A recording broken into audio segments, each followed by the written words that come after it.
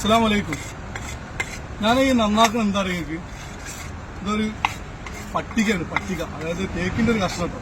പട്ടികയാണ് അതൊക്കെ വൃത്തിയാക്കി. അപ്പോൾ ഇത് പറയാനുള്ള കാരണം ഇതിന്റെ വീതി പറഞ്ഞാൽ 13 ഇഞ്ചാണ്. ഒരു കല്ലിന്റെ വീതി ഉണ്ട്.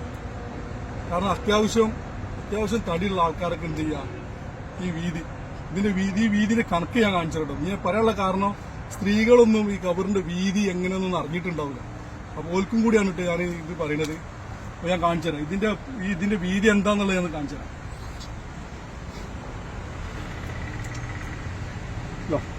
ഇതാണ് ഇതിന്റെ വീതി. ഒരു കബറിന്റെ വീതിയാണിത്. ഈ 13 ഇഞ്ച് കബറിന്റെ വീതി.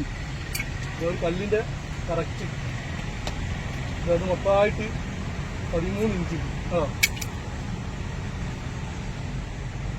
ഇതാണ് 13 ഇഞ്ച് ഒരു കബറിന്റെ വീതി.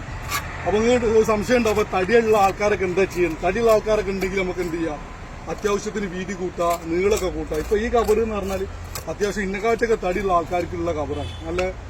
നല്ല വൃത്തിയിൽ നല്ല സുഖമായിട്ട് മയ്യത്ത് ചെരിച്ചിട്ട് ഇറക്കി വെക്കാൻ കഴിയും. അതുകൊണ്ടാണ് ഈ പട്ടികന്റെ ഇത് കാണിക്കാനുള്ള കാരണം എന്താ വെച്ചാൽ നമുക്ക് 2000 സ്ക്വയർ ഫീറ്റ് ഉള്ള വീട്, 15 റൂം, അതൊക്കെ നമുക്ക് കെടുക്കാം. അതിലൊന്നും പ്രശ്നങ്ങളൊന്നുമില്ല. സന്തോഷത്തോടുകൂടി ജീവിക്കുക.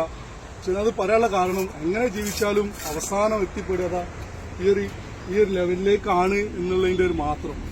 അത് ഓർമ്മപ്പെടുത്താൻ വേണ്ടിയിട്ടാണ് ഞാനത് വിട്ടത്. ഇപ്പോൾ ഒരുപാട് ആളുകൾക്ക് പെരകളില്ലാത്ത ആൾക്കാരുണ്ടാവും, പിന്നെ തെരുവിൽ ജീവിക്കുന്ന ആൾക്കാരുണ്ടാവും, സുന്ദരമായിട്ട് ജീവിക്കുന്ന ആൾക്കാരുണ്ടാവും.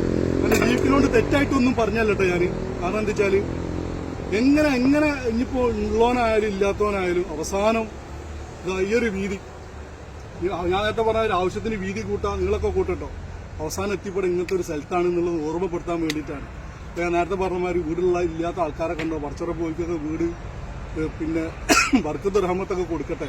കാരണം വെച്ചാൽ ഉള്ള ആൾക്കാരുണ്ടെങ്കിൽ ഇല്ലാത്തവർക്ക് കൊടുക്കുക. അപ്പോൾ ഒരുപാട് സമ്പാദ്യ സ്വത്തുക്കളുള്ള ആൾക്കാർ ഇപ്പോൾ പെട്ടെന്ന് വലിയൊരു പൈസക്കാരനാണ്. അത് പെട്ടെന്ന് സുഖമില്ലാതെ പെട്ടെന്നാണ് മരണപ്പെട്ട് എന്താ ഞാൻ പറഞ്ഞ മാതിരി ഈ ലെവലിലേക്കും ഈ വീതിയിലേക്കുള്ള സ്ഥലത്ത് കൊണ്ടുപോയി മാറിയത്. അപ്പൊ അയാളെ സ്വത്ത് സമ്പാദ്യങ്ങളൊക്കെ അവിടെ ഇട്ടെറിഞ്ഞു പോയി. അതിന് മറ്റുള്ള ആളുകൾ ഉപയോഗിക്കും. അപ്പൊ ജീവിച്ചിരിക്കുന്ന സമയത്ത് എന്ത് ചെയ്യുക, നിങ്ങൾ ഉള്ള ആൾക്കാരുണ്ടെങ്കിൽ ഇല്ലാത്തവരെ സഹായിക്കുക. അത് ഞാൻ ഇതിന് കൂടെ പറയണം.